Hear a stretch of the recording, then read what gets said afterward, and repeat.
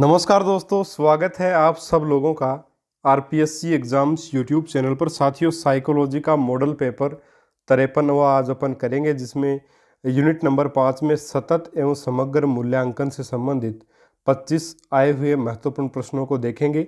ये प्रश्न विभिन्न टेट परीक्षाओं में पूछे गए हैं सतत एवं समग्र मूल्यांकन से। 53वां अपना टेस्ट है। 2 टेस्ट इसके बाद और आएंगे और उसके साथ ही 55वें टेस्ट के साथ ही टॉपिक वाइज जो आपके मॉडल पेपर हैं साइकोलॉजी के, वो समाप्त हो जाएंगे और उसके बाद अपन कंप्लीट सिलेबस का मॉडल पेपर साथियों स्टार्ट आपका करेंगे। ठीक है, चलिए स्टार्ट कर लेते हैं। आज का अपना पहला प्रश्न है साथियों, जब कोई विद्यार्थी 2 बार एक ही परीक्षा देता है तो इसे किस प्रकार संदर्भित किया जाता है? 1 उपरांत परीक्षा, 2 परीक्षा पुनर्परीक्षा, 3 दोहरी परीक्षा और 4 पश्च परीक्षा। तो प्यारे साथियों, ये जो प्रश्न है ये आपके फर्स्ट ग्रेड में पूछा गया 2019 का प्रश्न। और इसका आंसर क्या होगा प्यारे साथियों? इसका आंसर होगा परीक्षा पुनर्परीक्षा, यानी टेस्ट रिटेस्ट इसको अपन बोलेंगे अगर 2 बार जो वो परीक्षा देता है बच्चा। ठीक है, ऑप्शन 2 यहाँ पे सही उत्तर रहेगा। अगला आपका प्रश्न, निम्नलिखित में से किस उद्देश्य के लिए समेकित मूल्यांकन का उपयोग किया जाता है? 1 यह जानने के लिए कि छात्र की रुचि और काम की आदतें क्या हैं। दूसरा, मुख्य रूप से छात्रों को प्रमाणित या ग्रेड प्रदान करने के लिए। तीसरा, सीखने की प्रक्रिया के दौरान विद्यार्थियों की प्रगति की निगरानी करने के लिए। और चौथा ऑप्शन है विशिष्ट शिक्षण समूह को छात्रों को निर्दिष्ट करने के लिए। तो देखिए, समेकित मूल्यांकन का साथी उपयोग किया जाता है मुख्य रूप से छात्रों को प्रमाणित या ग्रेड करने के लिए या ग्रेड प्रदान करने के लिए जो वो समेकित परीक्षा का उपयोग जो वो किया जाता है। ठीक है, सब लोगों को पता है, ऑप्शन नंबर 2 ही इसका सही आंसर रहेगा। फर्स्ट ग्रेड एमपी में 2019 में ये प्रश्न आया था। अगला आपका प्रश्न कि वह आकलन जो पूरे पाठ्यक्रम के दौरान किया जाता है खालिस्तान कहलाता है। जो पूरे पाठ्यक्रम के दौरान रहेगा। रचनात्मक आकलन, योगात्मक आकलन, नैदानिक मूल्यांकन और चौथा है प्रारंभिक आकलन। तो पूरे पाठ्यक्रम के दौरान जो किया जाता रहता है अपने साथ साथ वो रहता है रचनात्मक आकलन, ऑप्शन नंबर 1, जिसमें नैदानिक आकलन भी एक प्रकार से नैदानिक परीक्षण इसी के अंतर्गत आएंगे। तो ऑप्शन 1 यहाँ पे आपका सही उत्तर साथियों रहेगा।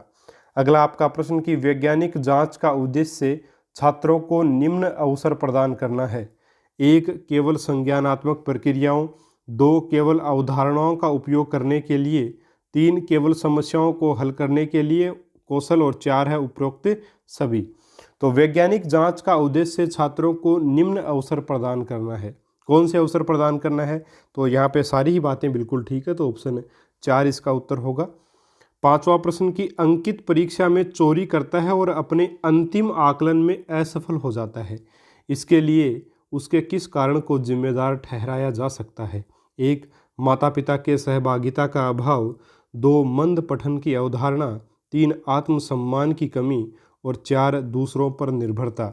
तो साथियों सीधा सा कारण होगा दूसरों पर निर्भरता। चोरी कर रहा है परीक्षा में और उसके बाद में भी अंतिम आकलन में वो फेल हो गया, तो ये कमी क्या है? जिम्मेदारी, जो जिम्मेदार क्या है इस चीज़ के लिए? तो वो है दूसरों पर निर्भरता साथियों। अगर खुद पढ़ता तो अपने आंसर लिख सकता था, दूसरों ने उसे बताए नहीं होंगे, तो वो अंतिम रूप से फेल हो गया। चलिए आगे बढ़ते हैं। अगला आपका प्रश्न, अधिगम के लिए आकलन में निम्नलिखित में से खालिस्तान के अलावा सभी को ध्यान में रखा जाता है।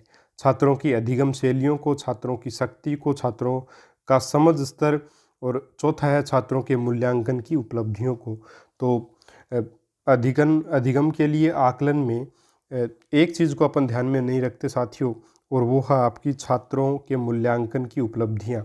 ठीक है, उसको आकलन में ध्यान में नहीं रखेंगे, बाकी सारी चीज़ों को ध्यान में रखा जाता है। तो ऑप्शन 4 इसका आंसर रहेगा। अगला आपका प्रश्न कि बहुविकल्पी प्रश्नों के माध्यम से किस प्रकार के स्मरण का मूल्यांकन किया जाता है? पुनरधिगम यानी रीलर्निंग, ठीक है, दोबारा से सीखना। दूसरा पुनरावृत्ति यानी रिवीजन। तीसरा याद यानी रिकॉल करना। और एक है अभिज्ञान। तो देखिए, बहुविकल्पी प्रश्नों के माध्यम से किस प्रकार के स्मरण का मूल्यांकन किया जाता है? तो अभिज्ञान। ठीक है, ऑप्शंस आपके सामने 4 आते हैं और चारों के बारे में एक प्रकार से नॉलेज ज्ञान आपको है या नहीं, इसके संबंध में ये परीक्षा होती है। तो ऑप्शन 4 सही होगा आपका अभिज्ञान। ठीक है साथियों, अगला आपका प्रश्न यानी कि ज्ञानात्मक उद्देश्य के लिए एक प्रकार से होगी ये परीक्षा अपनी। 8वां प्रश्न है कि व्यापक मूल्यांकन निम्न के निर्धारण को संदर्भित करता है। व्यापक मूल्यांकन सह पाठ्यक्रम गतिविधियां, दूसरा अतिरिक्त पाठ्यक्रम गतिविधियां, तीसरा शैक्षिक और सह शैक्षिक दोनों क्षेत्रों को, और 4 है शैक्षिक विषय। तो देखिए व्यापक मूल्यांकन जो है विस्तृत होगा निश्चित रूप से, इसका क्षेत्र भी विस्तृत होगा, इसमें शैक्षिक और सह शैक्षिक जो गतिविधियां सारी इसमें शामिल की जाएंगी। तो ऑप्शन 3 सही होगा। अगला प्रश्न है मित्रों कि ज्ञानात्मक पक्ष का अंतिम स्तर क्या है? बोध या अवबोध, दूसरा विश्लेषण, तीसरा संश्लेषण और चौथा मूल्यांकन। तो ज्ञानात्मक पक्ष का अंतिम स्तर है मूल्यांकन। ठीक है, ज्ञानात्मक स्तरों को या ज्ञानात्मक उद्देश्यों को, भाई ज्ञानात्मक पक्ष का अंतिम स्तर पूछा या अंतिम उद्देश्य भी अपन एक प्रकार से बोल सकते हैं इसको। तो ब्लूम जो है, ठीक है, ब्लूम जो एक शिक्षा शास्त्री हैं, ब्लूम ने जो है वो 6 उद्देश्य साथियों आपके बताए हैं। 6 उद्देश्य बताए हैं आपके किसके? ज्ञानात्मक पक्ष की। तो 6 उद्देश्य में क्या क्या है? एक तो आपका ज्ञान है साथियों, दूसरा आपका क्या है? अनुप्रयोग है, दूसरा क्या है? अनुप्रयोग या प्रयोग जिसको अपन बोल देते हैं। तीसरा है आपका प्रयोग, ज्ञान का उपयोग है ना, सॉरी तीसरा आपका ज्ञानोपयोग होगा ना, प्रयोग नहीं होगा। तीसरा अपन प्रयोग बोल सकते हैं। अवबोध भी एक बताया है, तो अनुप्रयोग और प्रयोग तो एक ही बात है, तो अवबोध हो जाएगा एक। इसके अलावा एक और इन्होंने बताया विश्लेषण करना बताया साथियों। इसके अलावा संश्लेषण बताया, 5वां आप संश्लेषण बोल सकते हैं, संश्लेषण बताया। और एक छठा इन्होंने बताया मूल्यांकन। तो सबसे लास्ट स्तर जो वो मूल्यांकन है। अब प्यारे साथियों देखिए, सबसे पहला ज्ञान है, दूसरा आपका अवबोध होगा, तीसरा आपका अनुप्रयोग। ये थोड़ा ध्यान में रखिएगा, ज्ञान, उसके बाद अवबोध, फिर अनुप्रयोग, फिर विश्लेषण, संश्लेषण और मूल्यांकन। ये स्तर इन्होंने बताए हैं, तो ध्यान रखिएगा इनको। अच्छा प्रश्न बनता है इसमें से सीधा सीधा, ऑप्शन 4 सही होगा यहाँ पे। चलिए अगला आपका प्रश्न, सतत और समग्र मूल्यांकन का मुख्य उद्देश्य क्या है? एक, विद्यार्थियों से संबंधित हर एक अंश का मूल्यांकन करना। तो पहला ही ऑप्शन बिल्कुल ही सही है, इसका सीधा सीधा उत्तर है। आंध्र प्रदेश टेट 2018 का प्रश्न, सतत समग्र मूल्यांकन का मुख्य उद्देश्य विद्यार्थी के संबंधित हर अंश का मूल्यांकन करना इसमें आता है। तो ऑप्शन 1 सही होगा, सीधा सा आंसर। अगला आपका प्रश्न मित्रों, विद्यार्थियों के व्यापक मूल्यांकन में निम्नलिखित में से कौन सा सम्मिलित नहीं है? एक, विद्यार्थियों के शैक्षिक क्षेत्र, 2 विद्यार्थियों के व्यक्तिगत और सामाजिक गुण, तीसरा विद्यार्थियों की अभिवृत्ति, अभिरुचि और मूल्य, चौथा है बुद्धि लब्धि गुणांक। तो कौन सा सम्मिलित नहीं है व्यापक मूल्यांकन में? ठीक है, व्यापक मूल्यांकन में साथियों बुद्धि लब्धि गुणांक जो वो शामिल नहीं होगा। ठीक है, बाकी सारे के सारे क्षेत्र ये शामिल होंगे, लेकिन बुद्धि लब्धि गुणांक को इसमें अपन शामिल नहीं करते। चलिए मित्रों अगला आपका प्रश्न, ये हेडमास्टर का जो एग्ज़ाम हुआ था राजस्थान में अपने 2018 में, उसका ये प्रश्न है। चलिए मित्रों आगे बढ़ते हैं। 12वां प्रश्न, सतत व्यापक मूल्यांकन में व्यापक शब्द का क्या अभिप्राय है? संज्ञानात्मक, सहसंज्ञानात्मक, दोनों। तो व्यापक का क्या अभिप्राय है? व्यापक रूप से होगा, केवल ज्ञानात्मक पक्ष का नहीं, सभी पक्षों का। तो ऑप्शन 3 सही उत्तर होगा इसका, बिहार टेट का ये प्रश्न। अगला मित्रों प्रश्न है कि सतत एवं व्यापक मूल्यांकन का सबसे महत्वपूर्ण उद्देश्य क्या है? निदान करना, उपचार करना, अधिगम को तीव्र करना, या सारे के सारे बिल्कुल सही हैं? तो कौन सा आंसर होगा इसमें? देखिए, सतत एवं व्यापक मूल्यांकन का सबसे महत्वपूर्ण उद्देश्य पूछा है तो वो है अधिगम को तीव्र करना। निदान और उपचार जो है वो इसके हिस्से जरूर हैं, लेकिन सबसे महत्वपूर्ण उद्देश्य जो अधिगम को तीव्र करना होगा। अगर अधिगम तीव्र हो रहा तो ये चीज़ें अपने आप उसमें हो जाएंगी। तो इसका साथियों आंसर जो माना गया, ये मध्य प्रदेश में पूछा गया, आपके संविदा कर्मी लेवल 2 में पूछा गया 2011 में, और इसका आंसर जो सही माना गया वो है अधिगम को तीव्र करना, जो वो सबसे महत्वपूर्ण उद्देश्य पूछा है अपने को। तो ऑप्शन नंबर 3 यहाँ पे आपका सही आंसर इसका माना गया है। चलिए आगे बढ़ते हैं। अधिगमकर्ताओं के सतत और व्यापक मूल्यांकन के विषय में निम्न में से कौन सा कथन सही है? एक, संकलित यानी योगात्मक आकलन औपचारिक आकलन कहलाता है। दूसरा संकलित आकलन अनौपचारिक आकलन कहलाता है। तीसरा, इसमें नंबरों के स्थान पर आपका तीसरा ऑप्शन है संकलित आकलन अनुदेशन प्रक्रिया के दौरान होता है। और चौथा ऑप्शन है संकलित आकलन विद्यार्थियों की कठिनाइयों के निदान पर बल देता है।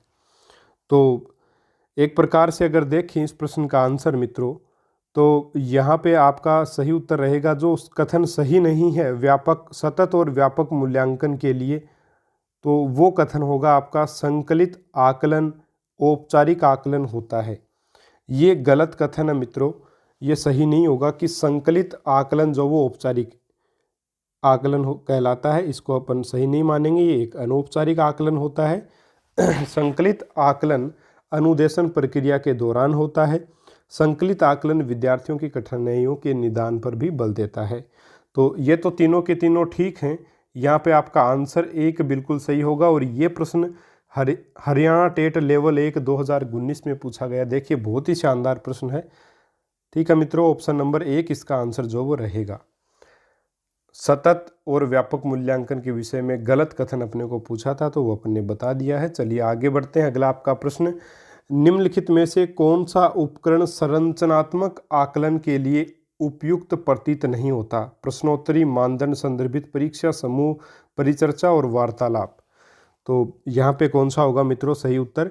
ये भी हरियाणा टेट 2019 का प्रश्न है कि निम्नलिखित में से कौन सा उपकरण संरचनात्मक को अपन अगर आप नहीं समझे तो निर्माणात्मक भी इसको बोल सकते हैं, निर्माणात्मक आकलन के लिए उपयुक्त प्रतीत नहीं होता। तो यहाँ पे आपका होगा मानदंड संदर्भित परीक्षा। बाकी प्रश्नोत्तरी, वार्तालाप, समूह परिचर्चा, ये तीनों एक ही चीज़ें हैं, तो निर्माणात्मक आकलन के लिए उपयुक्त होंगी, लेकिन मानदंड संदर्भित परीक्षण जो है वो इसके लिए नहीं होंगे। तो ऑप्शन 2 यहाँ पे आपका सही उत्तर इसका रहेगा। ये हरियाणा टेट का प्रश्न। अगला आपका प्रश्न, ये भी हरियाणा टेट लेवल 1 2019 का प्रश्न, सतत और व्यापक मूल्यांकन के विषय में निम्नलिखित में से कौन सा कथन गलत है? एक, यह विद्यालय आधारित मूल्यांकन है। दूसरा, इसमें विद्यार्थियों के सभी पक्ष सम्मिलित होते हैं। तीसरा, इसमें निदानात्मक मूल्यांकन सम्मिलित नहीं है। और चौथा, इसके लिए औपचारिक और अनौपचारिक दोनों प्रविधियां प्रयोग की जाती हैं। तो यहाँ पे आपका साथियों गलत कथन कौन सा होगा सतत और व्यापक मूल्यांकन के संदर्भ में? तो सही हो, इसमें गलत जो कथन होगा वो होगा ऑप्शन 3, इसमें निदानात्मक मूल्यांकन सम्मिलित नहीं है। देखिए सम्मिलित है, निदानात्मक भी है और आपका जो आपका उपचारात्मक भी है। लेकिन मित्रों सबसे प्रमुख जो होगा वो मैंने आपको बता दिया है कि अधिगम की गति को तीव्र करना, लेकिन शामिल तो है ही वो, तो शामिल ही नहीं है ऐसा लिख दिया गया। तो ऑप्शन 3 यहाँ पे आपका सही उत्तर होगा। ये हरियाणा टेट का प्रश्न 2019 का। चलिए अगला प्रश्न सीटेट 2018 का प्रश्न है लेवल 1 का, कि निम्नलिखित में से कौन सा सतत और व्यापक मूल्यांकन से संबंधित नहीं है? यह शिक्षण अधिगम प्रक्रिया का एक अभिन्न अंग है। दूसरा, यह विभिन्न शिक्षा क्षेत्रों में बच्चों की उपलब्धि पर केंद्रित है। तीसरा, यह बच्चों को धीमे, खराब या बुद्धिमान के रूप में चिन्हित करने में उपयोगी होता है। चौथा ऑप्शन, इसे भारत के शिक्षा के अधिकार अधिनियम द्वारा अनिवार्य किया गया है। तो कौन सा सही नहीं है साथियों? तो ऑप्शन 3 सही नहीं है यहाँ पे सतत और व्यापक मूल्यांकन के संबंध में। और वो क्या है कि यहाँ बच्चों को धीमे, खराब या बुद्धिमान के रूप में चिन्हित करने में उपयोगी होता है। तो ऐसा नहीं है साथियों, ऑप्शन 3 इसका सही आंसर जो वो रहेगा। अगला प्रश्न मित्रों सीटेट 2019 में आया है ये प्रश्न, सतत एवं समग्र मूल्यांकन में क्या शामिल है?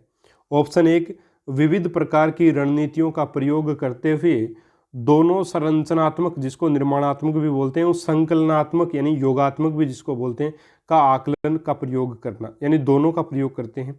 केवल संरचनात्मक का, केवल संकलात्मक का ना। तो देखिए बिल्कुल दोनों का प्रयोग करते हैं। ऑप्शन 1 इसमें सही आंसर मित्रों रहेगा। ठीक है, ये सीटेट 2019 का आपका प्रश्न है। ठीक है, चलिए अगला प्रश्न, सीसीई आरंभ किया जाता है 1 वर्ष में 4 बार, वर्ष भर में समय समय पर, या 1 वर्ष में 2 बार? तो CCE जो है वो वर्ष भर लगातार चलता रहता है, थ्रू आउट द ईयर बिल्कुल चलता रहेगा। तो ऑप्शन 2 सही आंसर इसका रहेगा। ये एमपी टेट 2019 का प्रश्न साथियों। देखिए अभी हाल फिलहाल में जो आए हुए प्रश्न उनको जरूर कीजिएगा 19, 20, 18 में, क्योंकि इन प्रश्नों में से प्रश्न आपको देखने को मिल सकते हैं परीक्षा में। 20वां प्रश्न सतत एवं व्यापक मूल्यांकन है, अध्यापक केंद्रित, छात्र केंद्रित, तो छात्र केंद्रित ही होगा। ऑप्शन 2 यहाँ पे आपका सही आंसर है। अगला आपका प्रश्न कि सतत समग्र मूल्यांकन में सारांशात्मक मूल्यांकन एक भाग, तो दूसरा है। एक भाग तो सारांशात्मक मूल्यांकन है, तो दूसरा कौन सा होगा? निदानात्मक होगा, गुणात्मक होगा, परिमाणात्मक होगा या निर्माणात्मक होगा?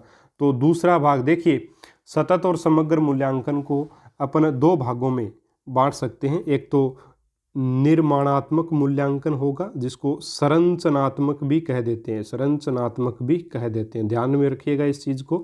प्लस दूसरा भाग होगा सारांशात्मक, सारांशात्मक भी इसको बोल देते हैं।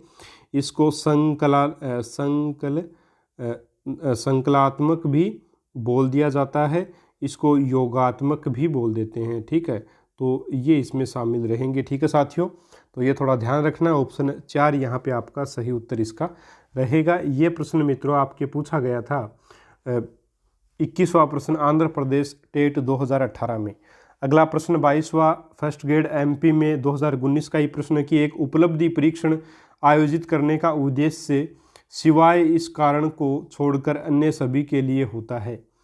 एक, उद्देश्यों के लेखन के लिए, शिक्षण रणनीतियों के संशोधन के लिए, शिष्यों की प्रगति के मूल्यांकन के लिए, शिष्यों के परिणामों के ज्ञान के माध्यम से प्रेरित करने के लिए। तो यहाँ पे उद्देश्यों के लेखन के लिए नहीं होता, बाकी तीनों चीज़ों के लिए उपलब्धि परीक्षण होता है। मित्रों इसी टेस्ट में अपन उपलब्धि परीक्षण के प्रश्नों को भी देख रहे हैं, तो आगे 3-4 जो प्रश्न आएंगे वो उपलब्धि परीक्षण के ही होंगे। अगला आपका प्रश्न अधिगमकर्ताओं की उपलब्धि का आकलन शिक्षकों की सहायता करता है। ये प्रश्न सीटेट लेवल 1 2018 में आया प्रश्न है। शिक्षण अधिगम विधियों की प्रभावशालीता का मूल्यांकन करने में तो किस में सहायता करता है? पहला पॉइंट तो सही है। दूसरा, कक्षाओं में अधिगमकर्ताओं के क्षमता समूह बनाने में, क्षमता समूह अपन इसमें नहीं बनाते। शिक्षण के लिए गतिविधियों की सूची तैयार करने में, ये भी ठीक है अपने हिसाब से पॉइंट अगर देखें तो। अगला है अधिगमकर्ताओं के प्रदर्शन का रिकॉर्ड रखने में, तो रिकॉर्ड रखने के लिए सतत और समग्र मूल्यांकन चलता रहता है। उपलब्धि का आकलन शिक्षकों की सहायता किस चीज़ में करता है साथियों? शिक्षण अधिगम विधियों की प्रभावशालीता का मूल्यांकन करने में उपयोग करता है। ठीक है, उसके बाद में जो गतिविधियों की सूची तैयार की जाती है, पहला कार्य यही होगा। ऑप्शन नंबर 1 इसका सही आंसर जो वो साथियों माना जाएगा। सीटेट लेवल 1 2018 का ये प्रश्न था। ठीक है, चलिए 24वां प्रश्न की जैक गणित में एक कमजोर छात्र है, निम्नलिखित में से कौन सा परीक्षण उपरोक्त कथन का सर्वोत्तम समर्थन करता है? बुद्धि परीक्षण, अभिवृत्ति परीक्षण, उपलब्धि परीक्षण या कौशल आधारित परीक्षण? तो बच्चा कमजोर है किसी विषय में या किसी भाग में, उसको दिखाता है उपलब्धि परीक्षण। ठीक है साथियों, सबसे पहले उपलब्धि परीक्षण अपन करते हैं, उसके बाद में निदानात्मक परीक्षण करते हैं कि किसी टॉपिक विशेष के किस भाग में बच्चे को समस्या है, और इसके बाद में अपन उपचारात्मक कार्य करते हैं। ठीक है, उपचारात्मक कार्य इसके बाद में किया जाता है। तो ये प्रोसेस इस प्रकार से चलती है। ठीक है साथियों, चलिए ऑप्शन 3 सही होगा। अगला आपका प्रश्न मित्रों, निम्नलिखित में से क्या उत्तम उपलब्धि परीक्षण की विशेषता नहीं है? विश्वसनीयता, वस्तुनिष्ठता, अस्पष्टता और वैधता। तो अस्पष्टता तो निश्चित तौर पे विशेषता नहीं हो सकती किसी भी परीक्षण की, चाहे वो उपलब्धि परीक्षण ही क्यों ना हो। तो ऑप्शन 3 सही आंसर होगा। बाकी पहला आपका एक प्रकार से अपन देखें तो 6 प्रमुख अपन मान सकते हैं कि विशेषताएं होती हैं किसी भी उपलब्धि परीक्षण की। 6 विशेषताएं अपन मान सकते हैं। पहली, हालांकि होती और भी हो सकती हैं, लेकिन 6 प्रमुख अपन मान सकते हैं। एक तो वस्तुनिष्ठता साथियों होनी आवश्यक है। दूसरी आपकी वैधता होना आवश्यक है। इसके अलावा तीसरा आपका विश्वसनीयता भी उसमें होनी चाहिए। और चौथी आपकी व्यापकता लिए हुए हो वो परीक्षण, व्यापकता लिए हुए हो। ठीक है, इसके बाद में 5वां अपन गुण मान सकते हैं विभेदीकरण, उसका गुण उसमें हो, यानी बच्चों में अपन अंतर कर पाए, विभेदीकरण का गुण होना चाहिए उसमें। छठा, उसमें स्पष्टता होनी चाहिए, स्पष्टता भी जरूरी है। ठीक है। तो ये सारे 6 के 6 पॉइंट जो विशेषताएं होनी चाहिए किसी भी परीक्षण की, तो ऑप्शन यहाँ पे 3 हो जाएगा सही, अस्पष्टता। ठीक है साथियों, तो ये 25% थे आपके सतत और समग्र मूल्यांकन उपलब्धि परीक्षण से संबंधित। उम्मीद है आपको पसंद आए होंगे सारे प्रश्न, पूर्व परीक्षाओं में पूछे गए प्रश्न। ज़्यादा से ज़्यादा वीडियो को शेयर करें। अगर पहली बार चैनल पर आप आए हैं, चैनल को प्लीज़ सब्सक्राइब करिएगा, बेल आइकन को प्रेस कीजिएगा ताकि आपको हमारी वीडियोज़ की नोटिफिकेशन मिल सकें। देखिए प्यारे साथियों, गलतियां कभी कभी हो जाती हैं प्रश्नों के आंसर बताने में, माफ़ी चाहूँगा उस चीज़ के लिए। मैं नहीं चाहता कि कभी गलत हो, लेकिन फिर भी हो जाता है। मनुष्य जो इंसान है वो गलतियों का पुतला। देखिए हो जाती हैं गलतियां, तो आप सब लोग समझदार हैं और उनको ठीक आप लोग खुद भी देखिए कर सकते हैं, गलती को पहचान सकते हैं। बहुत अच्छी बात है, पहचान सकते हैं, सही भी कर सकते हैं। कोशिश रहती है कि मैं आपकी गलतियों के लिए मतलब नीचे कमेंट बॉक्स में डाल देता हूं, तो एक बार दिन में जब भी आपको समय मिले, जैसे आज सुबह वीडियो अपलोड किया तो शाम को आप एक बार खाना खाते समय उसको चेक कर सकते हैं ना, तो कहाँ कोई करेक्शन करवाया है तो उसको नोट कर सकते हैं। ठीक है साथियों, उम्मीद है आपको बातें समझ आई होंगी, अच्छा लगा होगा मैटर, और अगला टेस्ट ज़रूर अपना आएगा और कल अपन 54वां टेस्ट लेंगे। इसके बाद साथियों एक और टेस्ट आएगा और उसके साथ ही आपके सारे के सारे जो टॉपिक्स हैं साइकोलॉजी के, वो टॉपिक्स आपके क्लियर हो जाएंगे यूनिट वाइज। इसके बाद अपन टेस्ट को इस टेस्ट सीरीज़ को साथियों कंटिन्यू ज़रूर करेंगे, रोकेंगे नहीं। इसको कंटिन्यू करते हुए अपन जो वो संपूर्ण सिलेबस से टेस्ट लेंगे। और जो 54वां आपका टेस्ट रहेगा मित्रों, उसका टॉपिक बताना चाहूँगा। उसका टॉपिक आपका शिक्षण अधिगम प्रक्रिया, शिक्षण अधिगम प्रक्रिया, इससे संबंधित आपका ये टेस्ट साथियों रहेगा। तो थोड़ा सा पढ़ लीजिएगा, शिक्षण अधिगम प्रक्रिया को आए हुए प्रश्नों का ही टेस्ट लूँगा। ठीक है मित्रों, चलिए मिलेंगे अपन अगले वीडियो में एक और शानदार टेस्ट के साथ। तब तक के लिए नमस्कार, जय हिंद, जय भारत।